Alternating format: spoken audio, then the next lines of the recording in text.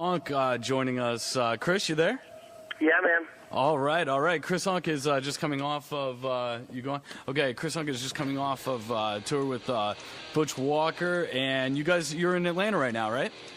Yes, we're in Atlanta just now. Everyone got here. Everyone's feeling good. Perfect. So tell us a little bit. We enjoyed Dirty Country Girls, which we will be playing here shortly. Tell us what the solo project's all about. Well, the solo project I've done for, I guess, the last couple years. I was in a bunch of bands like, everybody else, and then as I became, in the studio stuff, I just started doing records on my own after I learned how to play everything, and so it's pretty much it. I mean, it's his second record coming out, so it's been long awaited. It's been over a year since the last one, so. Great. Any different kind of instruments that you've been toying around with? Actually, it's more of a psychedelic country kind of thing. So I messed around with time compression and expansion to warp a bunch of the audio. I don't know if that makes any sense. Those are the gearheads and computer geeks out there. We got them listening to the show, so that'll be great sure. Food for thought for them.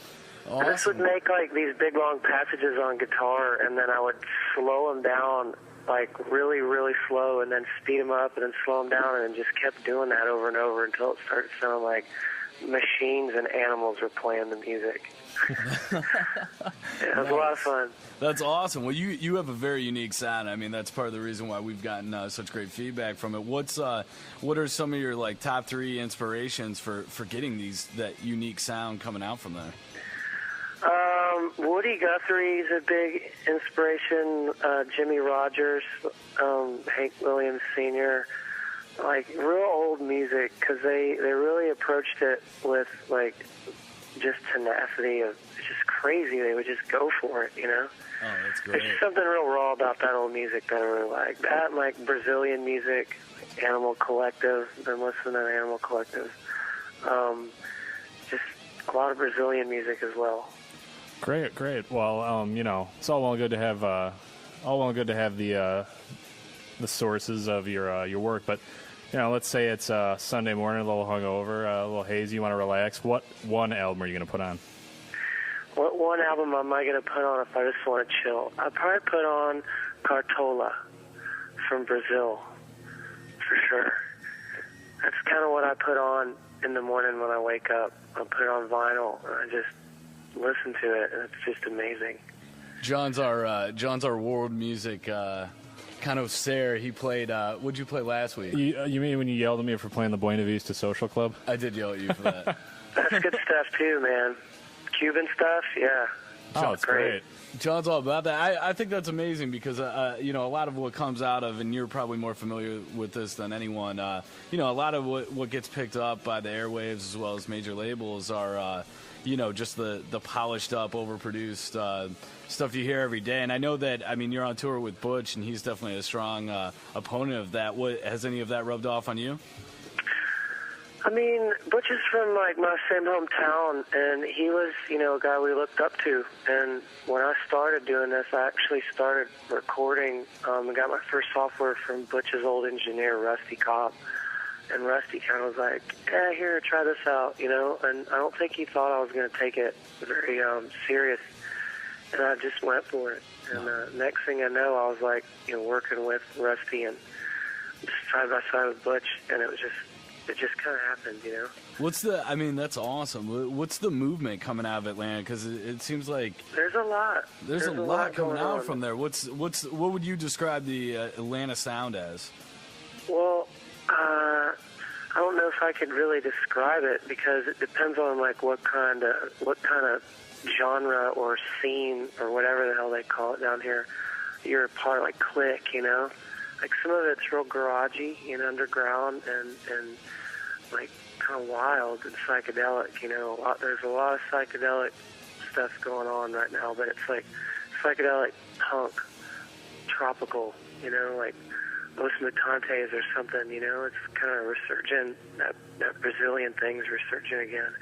One of my favorite bands that I work with is called the Carnivores, and I did their last record, All Night Dead USA, Neon Bone Groove, and they are kind of in that same thing with like Black Lips and Salmonaires and Deer Hunter and that wild psychedelic underground garage stuff, you know. But I mean, that's one thing that's happening. And then you've got like, there's an alt country scene here, kind of in the vein of like Sun Volt-esque kind of stuff, and Tom Petty, a couple bands out of here like that. And there's always a southern rock band that's doing good, you know, like Black Crowsy kind of thing going on.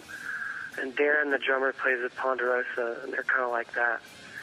Oh, that's very cool. Here, Ponderosa opened up for Butch Walker down in, I think, Nashville, right? Yeah, they did, for sure.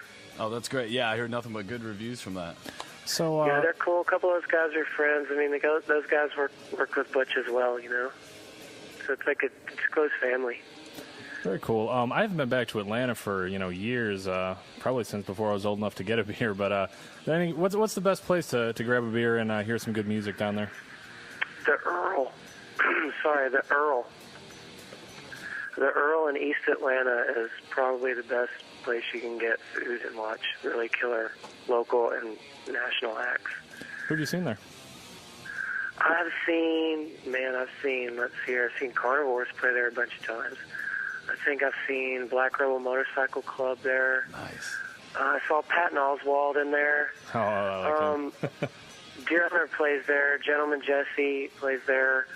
I saw the Golden Dogs, who are probably one of my favorite bands from Toronto, play there. And I'm trying to remember this other band I saw there. They had, the Octopus Project from Austin. God, they were awesome. They had this chick playing theremin, just amazing. No way. Seriously, go check that out. I've seen Untied States there as well. They're an amazing band as well. That's great. Awesome. Well, now we're going to get into, Dirty Country Girls, but what can we expect from the rest of the album, and when's the final release date? We're working on a digital release right now, which will probably be on the website or on iTunes very soon.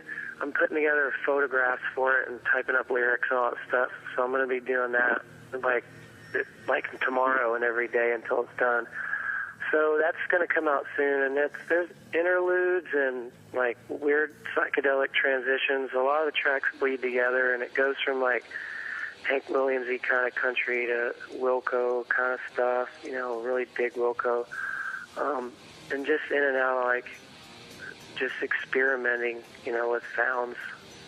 That's perfect. It's still in they're still in like pretty much a pop format though, Cool. Yeah, no, definitely. I mean, we're fans here for sure. Well, can you lead us into Dirty Country Girls then? For sure, man. This is Chris Unck, and you're listening to Radio DePaul.